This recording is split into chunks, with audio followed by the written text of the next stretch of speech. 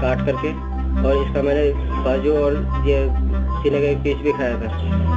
अच्छा। हाँ जी, जो मैंने घर में ही मतलब किचन में बनाया था। 2005 और 2006 में निठारी गांव से कई बच्चे और महिलाएं अचानक गायब होने लगीं। ज्यादातर गायब होने वाले गरीब परिवारों के बच्चे थे।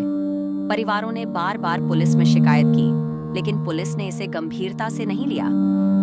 चौंकाने वाला खुलासा 19 दिसंबर 2006 को पुलिस ने नाले से मानव कंकाल और हड्डियां बरामद की। ये सभी हड्डियां एक अमीर कारोबारी मोनिंदर सिंह पंढेर के घर के पास नाले से मिली। जांच में पता चला कि उसके नौकर सुरेंद्र कोली बच्चों और औरतों को बहला फुसलाकर घर ले जाता था। मोनिंदर सिंह पंढेर जन्म स्थान पंजाब का रहने वाला था। एक कारोबारी बिजनेसमैन था और उसका परिवार पहले से ही संपन्न था। उसने नोएडा के सेक्टर 31 निठारी गांव के पास कोठी D5 में रहना शुरू किया था। वहीं उसने अपने घरेलू कामों के लिए सुरेंद्र कोली को नौकर रखा। सुरेंद्र कोली जन्म स्थान मूल रूप से गोरखपुर उत्तर प्रदेश का रहने वाला था। पृष्ठभूमि गरीब परिवार से थी, शिक्षा अधूरी रही और कम उम्र में ही काम की तलाश में बाहर निकल गया। घरेलू नौकर के रूप में काम करता था और बाद में नोएडा में मोनिंदर पंढेर के यहाँ नौकर बन गया। सुरेंद्र कोली बच्चों का अपहरण करता, यौन शोषण करता और फिर बेरहमी से हत्या कर देता। शवों के टुकड़े करके नाले में फेंक देता। कई रिपोर्ट्स में नरभक्षण, कैनिबलिज्म और अंग बेचने जैसे शक भी जताए गए। यह केस मीडिया में बहुत बड़ा बना, इसलिए इसे CBI central bureau of investigation को सौंपा गया। जांच में सुरेंद्र कोली पर कई आरोप साबित हुए। कोर्ट ने कोली को कई मामलों में फांसी की सजा सुनाई। मोनिंदर पंढेर भी कई मामलों में दोषी पाया गया, लेकिन कुछ मामलों में सबूत न मिलने पर उसे राहत मिल गई। यह केस भारत के सबसे भयावह और चर्चित आपराधिक मामलों में से एक माना जाता है।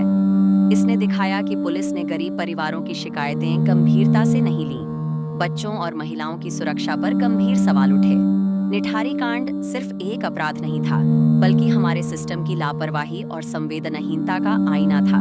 आज भी लोग इस केस को भारत के सबसे डरावने और अमानवीय अपराधों में गिनते हैं। अक्टूबर 20, 2023 को इलाहाबाद हाई कोर्ट ने मोनिंदर सिंह पंढेर को सबूतों की कमी के आधार पर सभी आरोपों से बरी एक्विट कर दिया। जांच में व्यापक लापरवाही को अदालत ने बॉच्ड अप प्रोब कहा। इसके बाद वे लक्सर जेल से रिहा हो गए। सुरेंद्र कोली, जिन पर अन्य मामलों में लाइफ इम्प्रिजनमेंट की सजा थी, वे अभी भी जेल में हैं। यह कहानी यहीं खत्म होती है, लेकिन सच और रहस्यों की खोज अभी बाकी है। आपके विचार इस केस के बारे में क्या हैं? हमें कमेंट में जरूर बताइए। और हाँ, ऐसी और भी वीडियो के लिए चैनल को सब्सक्राइब कर लीजिए।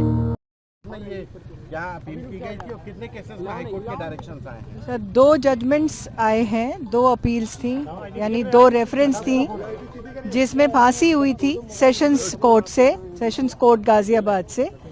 दोनों मुकदमों में आज इलाहाबाद हाई कोर्ट ने मोनिंदर सिंह पंढेर को बरी कर दिया है, बाइज्जत बरी कर दिया है। और सुरेंद्र कोली को भी बाकी जितने भी अपीलें यहाँ पर थी, सब में बरी कर दिया गया। टोटल कितने केसेस में अपील की गई थी और कितने में कोली में मेरे ख्याल से 14 के आसपास थी, 14 थे शायद, हाँ 12-14 नहीं, मिलाकर 12 या 14 देवर। और पंढेर के खिलाफ सिर्फ 2 थी, तो उन दोनों में बरी कर दिया। तो ये मतलब बरी कर दिया गया, मतलब कोई सजा नहीं है? अब कोई सजा नहीं है। सेशंस कोर्ट का जो जजमेंट है उसे रिवर्स करके एक्विटेड। अब ये जेल से बाहर आएंगे। चाकू में लिपटी इसके घर में जब मिली ना, जी डर गया कि हमारे बच्चे इसे न मार दी। आप ये बताइए, जब कोई प्रूफ नहीं है तो 17-18 साल जेल में क्यों रखा उसको? जिनके बच्चे गए उनकी औलाद ला के दे दो, तेरे को फांसी न लगने की है। तो अगर छूट गया ना, कहीं भी रहेगा ये बच्चन का जरूर मारेगा।